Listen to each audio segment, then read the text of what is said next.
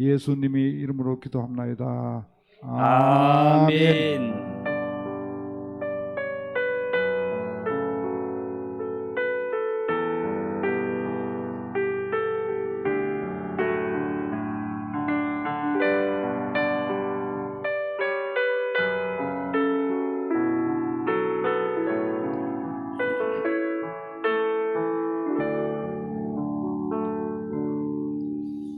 하나님 말씀 신약 성경 고린도전서 1장 10절에서 17절입니다.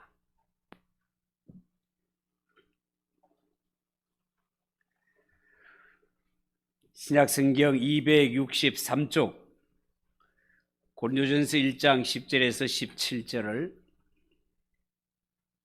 한 절씩 교독합니다. 형제들아, 내가 우리 주 예수 그리스도의 이름으로 너희를 권하노니 모두가 같은 말을 하고 너희 가운데 분쟁이 없이 같은 마음과 같은 뜻으로 온전히 합하라.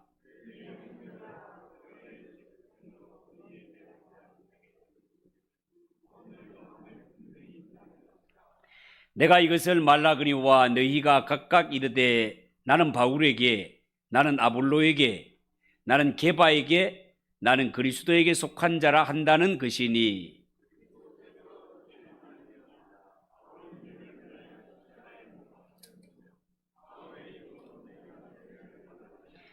나는 그리스보와 가이오 외에는 너희 중 아무에게도 내가 세례를 베풀지 아니한 것을 감사하노니,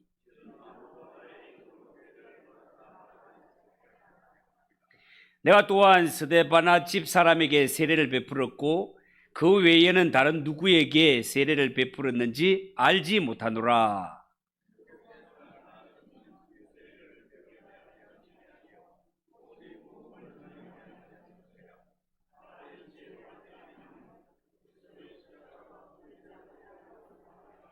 아멘. 우리 한번 기도하겠습니다. 하나님 아버지, 중직자의 찬양을 받아주심을 감사합니다. 어디를 가든지 하나님이 지켜주심을 믿고 하나님 앞에 감사하며 찬양을 올려드렸습니다. 하나님, 내 인생길의 방패가 되시고 산생이 되시고 요새가 되심을 믿습니다. 하나님, 위로 하나님 한 분만 잘 섬기며 이 땅에 안심하고 살아가는 우리 성도들이 되게 하옵소서. 부족한 자가 말씀을 전합니다. 하나님 붙들어 주시고 모두가 합력하여 은혜 받는 복된 시간이 되게 하옵소서. 예수님의 이름으로 기도하옵나이다. 아멘.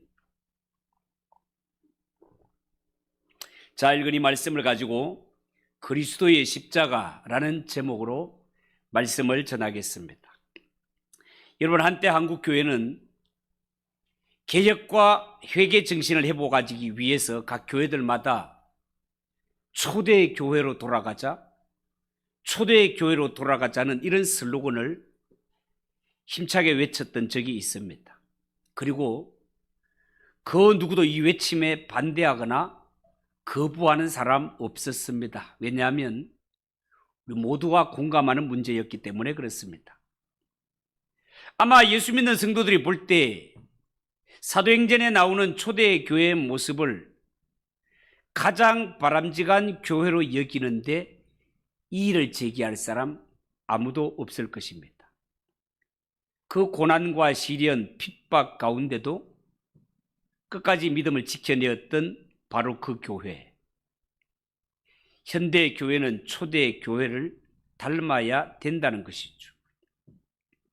특히 성경에 나오는 초대 교회는요, 성도가 물건을 서로 통용하고 재산과 소유를 팔아 각 사람의 필요에 따라 나눠주고 모이기를 힘쓰고 집에서 떡을 떼며 함께 음식을 먹던 이야기들, 하나님의 교회가 교회됨을 유감없이 보여주는 가장 이상적인 교회 모습 아닐 수 없습니다.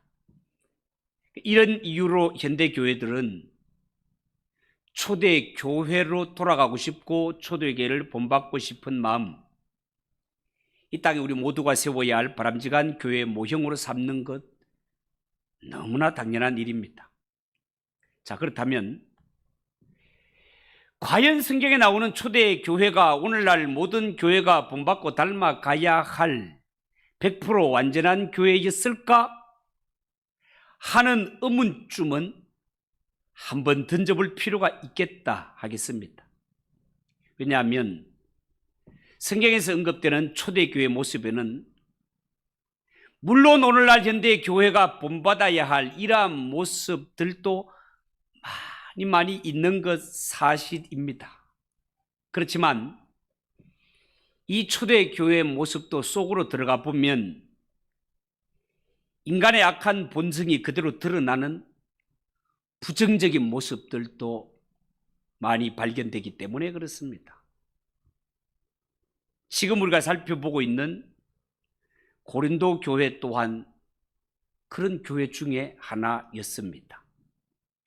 여러분, 예루살렘 교회를 비롯해서 사도 바울의 복음 전파로 세워진 여러 교회들, 사도 바울이 세운 교회였지만 옛날이나 지금이나 교회는 인간이 모인 공동체였기 때문에 인간이 모인 공동체, 더 정확하게 표현하면 죄인들이 모인 공동체, 어디를 가든지 분쟁과 갈등, 다툼과 혼란이 끊임없이 일어나는 그런 모습이었다 말이죠.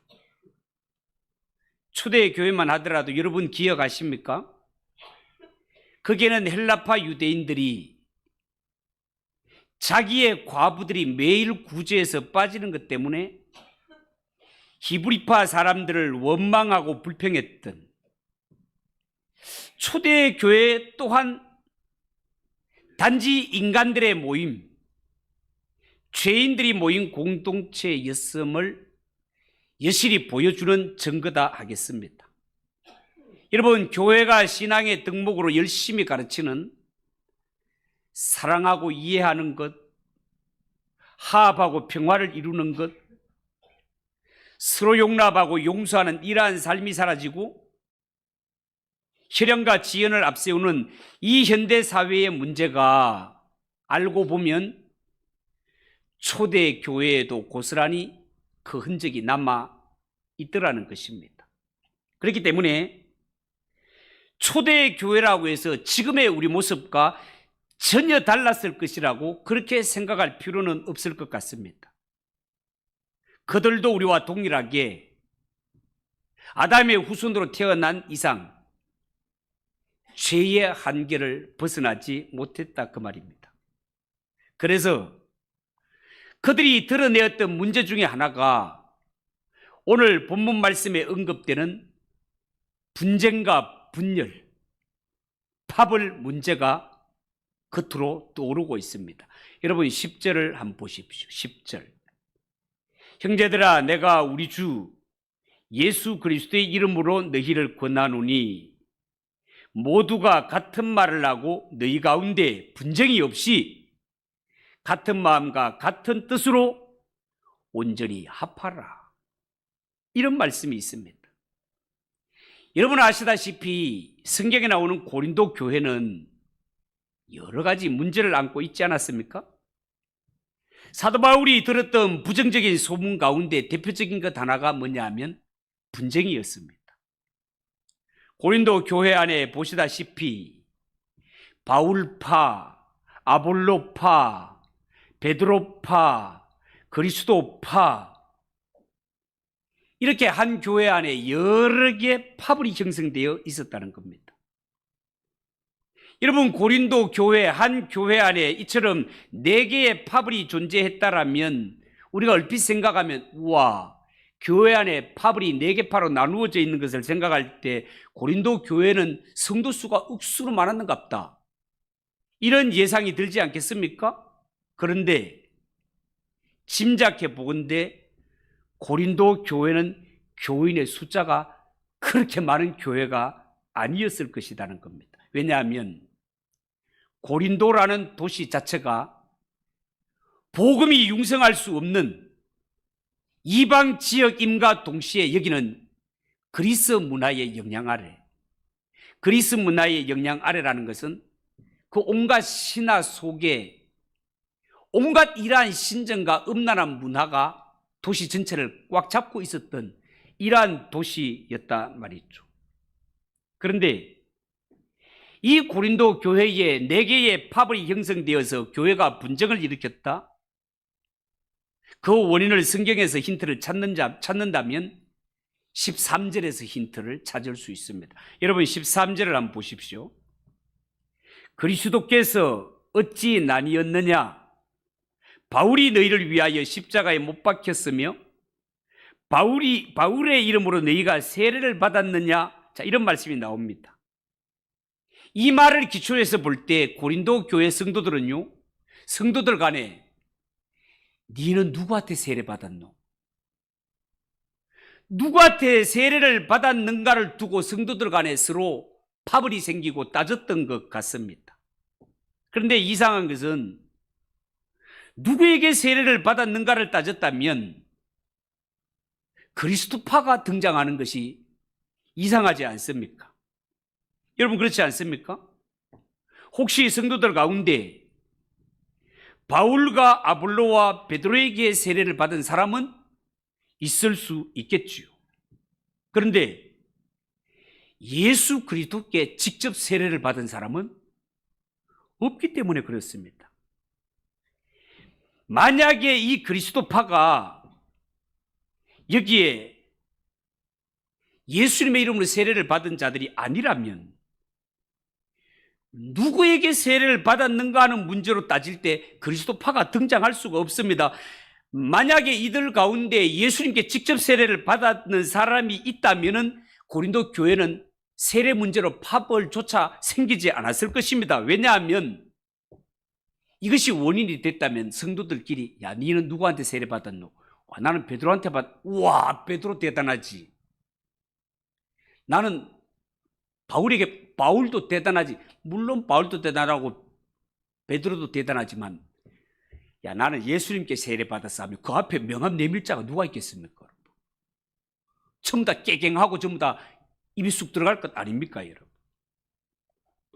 자 그런데 오늘 이 성경을 기초로 해서 보면 이 성경에 나오는 바울파, 이 바울파는 말 그대로 바울을 존경하고 바울을 추종했던 자들로 보입니다.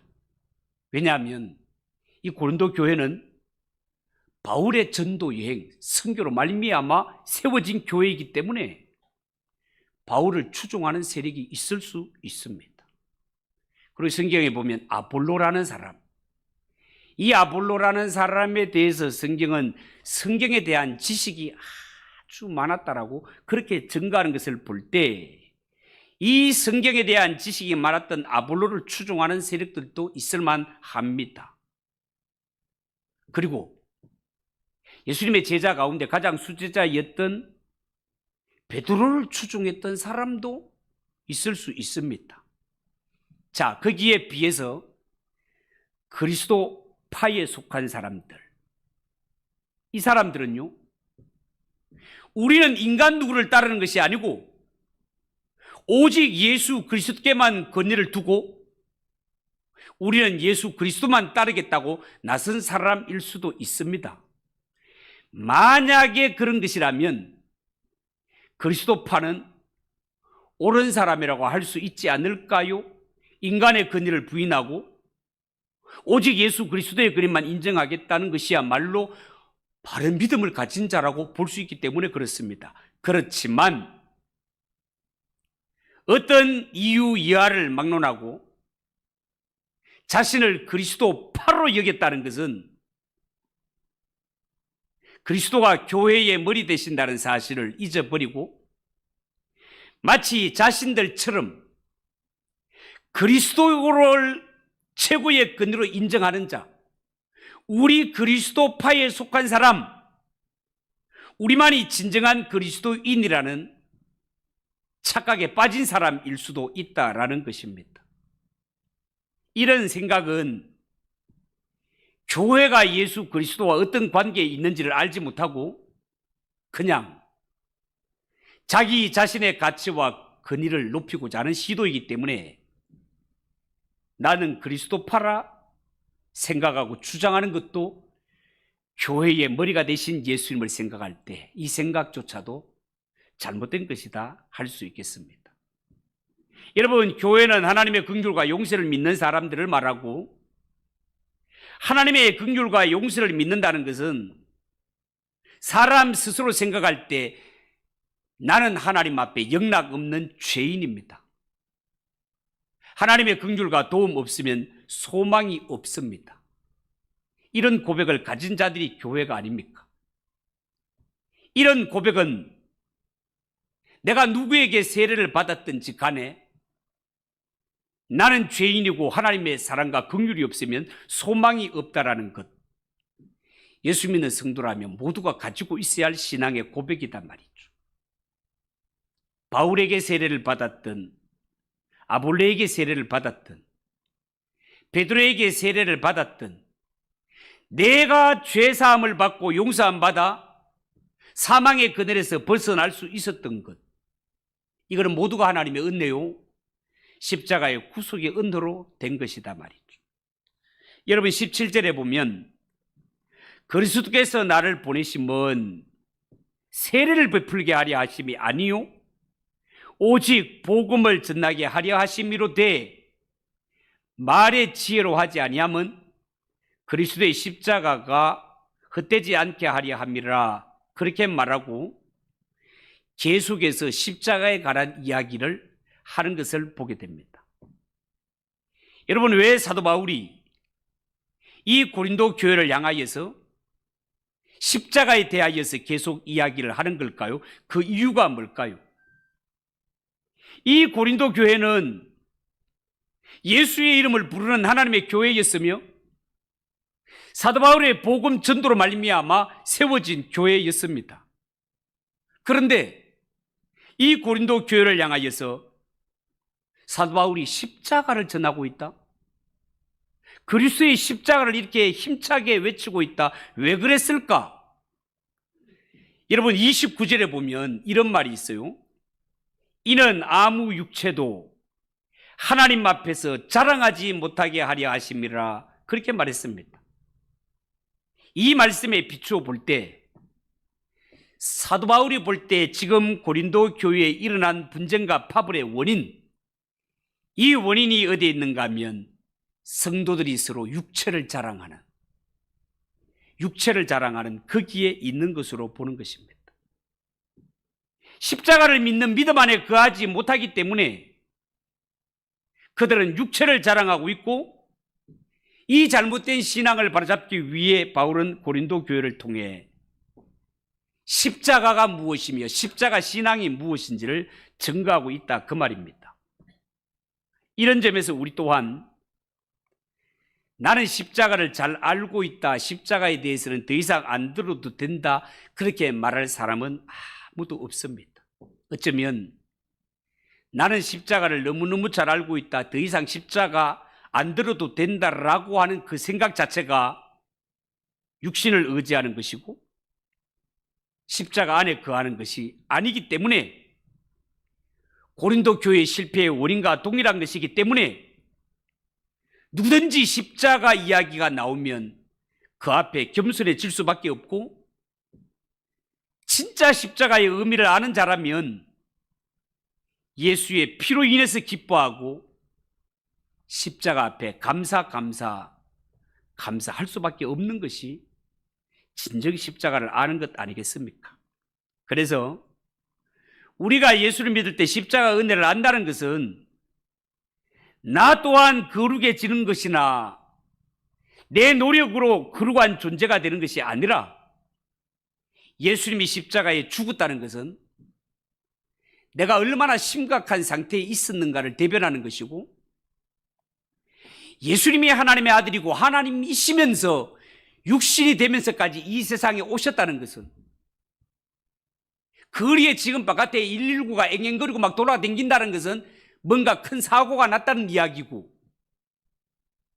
그 예수님이 나를 위해 오셔서 십자가를 졌다는 것은 나에게 엄청난 일이 일어났다는 거, 얼마나 심각한 하나님의 아들이신 예수님이 오시지 않으면 해결할 수 없는 문제가 내 위에 임하여 있었고, 그 예수님이 십자가를 지심으로 말미암아 내 앞에 놓인 엄청난 심각한 문제가 해결되었다라는 말이 된다는 것입니다. 그러니 이 십자가의 의미를 아는 자는 하나님 앞에 죄송할 것밖에 없고 예수님을 생각하면 감사할 수밖에 없는 것이 십자가의 의미를 아는 자의 마음이다, 그 말입니다. 여러분, 오늘 성경에 보면 사도 바울은 예수님께서 자신을 보내신 이유, 세례를 베풀게 하려 함이 아니라 오직 복음을 전하게 하기 위해서 보냈다라고 그렇게 말하고 있습니다. 이 말은 아볼로와 베드로와 사도 바울, 이 모든 자들이 그리스도에게로 보내심을 받았다면 그들이 교회에 세움받은 것은 세례를 베풀기 위함이 아니라 복음을 전하게 하기 위해서라는 이러한 결론에 도달하게 됩니다. 그렇다면 바울을 위시하여 세례를 베풀었던 아볼로나 베드로가 이 세례를 베푸는 자기 자신을 자랑하거나 자기 자신을 추종하라고 자기를 강조하지는 않았을 것입니다. 문제는 세례를 받고 그들의 지도를 받고 있는 성도들이 문제였습니다. 이 성도들이 나는 베드로에게 세례받았다, 난 바울에게 세례받았다, 나는 아볼로에게 세례받았다 하면서 바울과 다른 사도들은 서로 경쟁하지 않았음에도 불구하고 그를 추종하는 세력들이 이를 그렇게 만들고 사람에게 차이를 두고 대했다는 것입니다. 그래서 사도 바울은 오늘 성경을 통해서 예수 그리스도가 우리를 보내신 이유, 오직 복음을 전하라고 보냈다는 것입니다.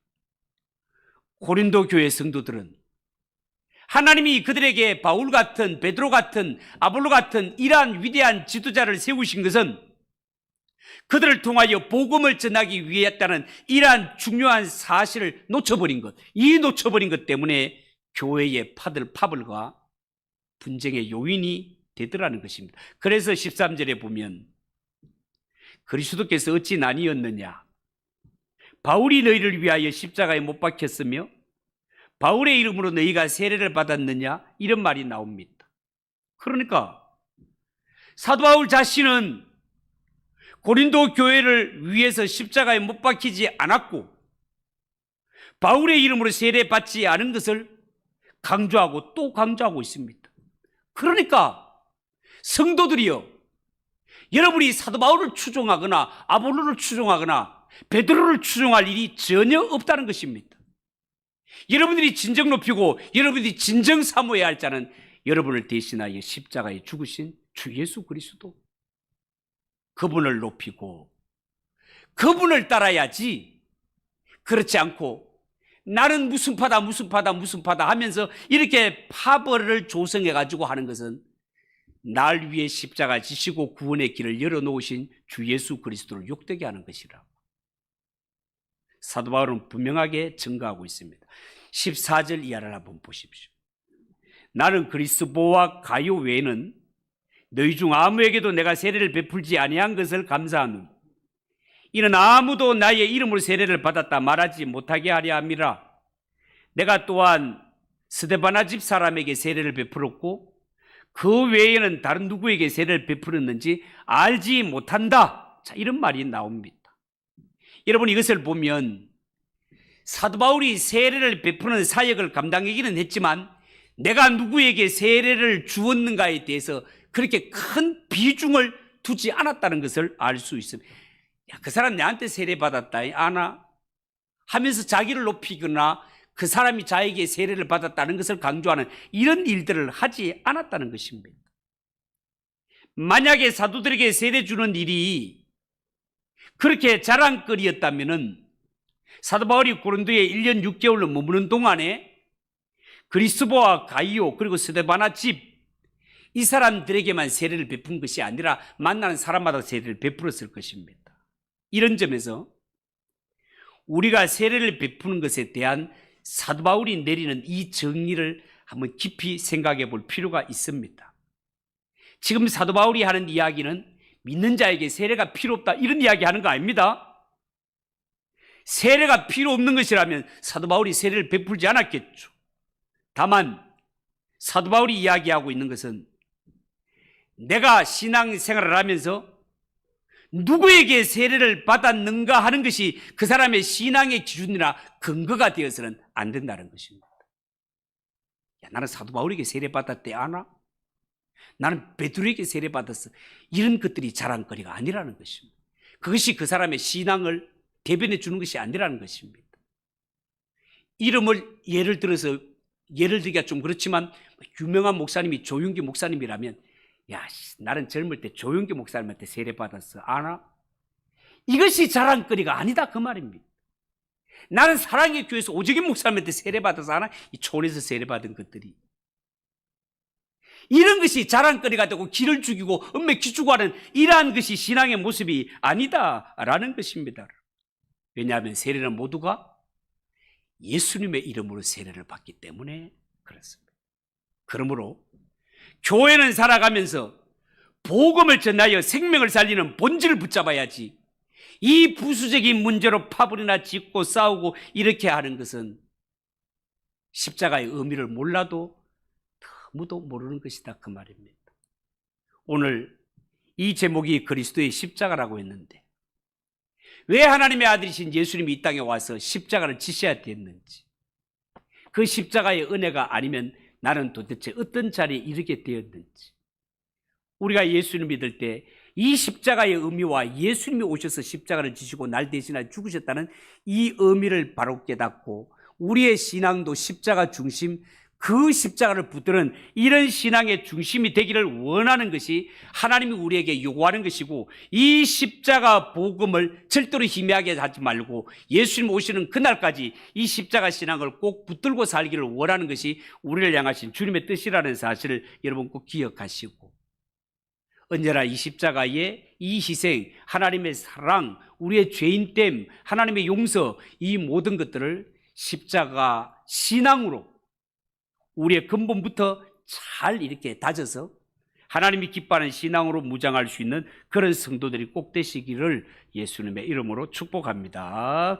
기도하겠습니다. 하나님 아버지, 은혜를 감사합니다. 우리는 인간이고 죄인이라서 때로는 신앙의 본질을 잃어버리고 나는 누구에게 세례받았다 이것조차 자랑하고 인간을 자랑하는 이러한 생각에 빠질 때가 얼마나 많은지 모릅니다. 하나님, 우리가 자랑할 분은 십자가밖에 없고 예수님밖에 없다는 사실을 꼭 기억하고 우리는 오직 예수님과 십자가 신앙으로 똘똘 뭉쳐있는 그런 성도들이 되게 역사하여 주시옵소서.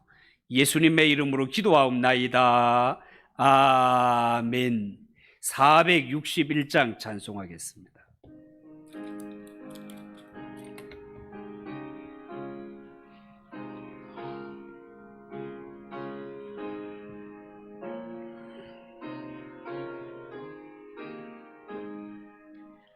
십자가를 질 수 있나 주가 물어보실 때 죽기까지 따르오리 성도 대답하였다.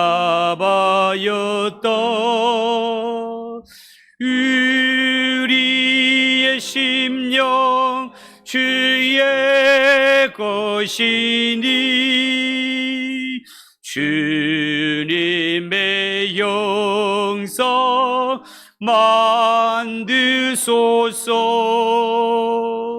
주인도 따라 살아갈 동안 사랑과 충성 늘 바치오리다.